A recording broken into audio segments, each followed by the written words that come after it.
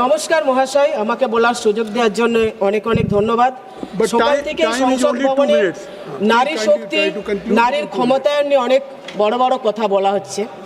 আমরা যদি একটু তাকাই, যারা নারীদের সম্পর্কে এত বড় বড় কথা বলছেন, সেই বিজেপি শাসিত রাজ্যগুলিতে যেভাবে নারীদের নির্যাতন হচ্ছে, সেটা কিন্তু আমরা দেখে অবাক হয়েছে এবং লজ্জা লাগে।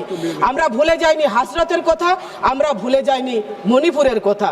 তাই বিজেপি শাসিত রাজ্যগুলিতে এবং যারা নারীদের নিয়ে এত বড় বড় কথা বলছে, তাদের মুখে নারী ক্ষমতায়নের কথা মানায় না। আমি গর্বিত, আমাদের রাজ্যের মুখ্যমন্ত্রীর নাম হচ্ছে মমতা বন্দ্যোপাধ্যায়, যিনি 11 জন মহিলা সাংসদকে এই সংসদ ভবনে পাঠিয়েছেন। তার মধ্যে 3 জন মহিলা হচ্ছে এসসি এবং 3 জন হচ্ছে পুরুষ। আমি নিজে একজন এসসি মহিলা। এটা সম্ভব হয়েছে মমতাদির জন্য। অন্যদিকে বিজেপি মানে হচ্ছে জাতি, উপজাতি, জনজাতি বিদ্বেষী।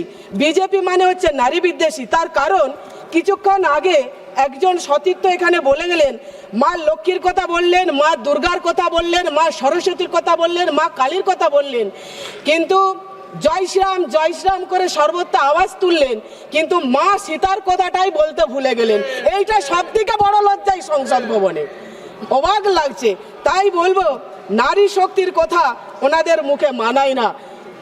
আরেকটা আমরা কথা বলতে চাই যে, যতই করো হামলা আবার জিতবে বাংলা, যতই করো হামলা আবার জিতবে বাংলা, যতই করো হামলা গড়বে বাংলা।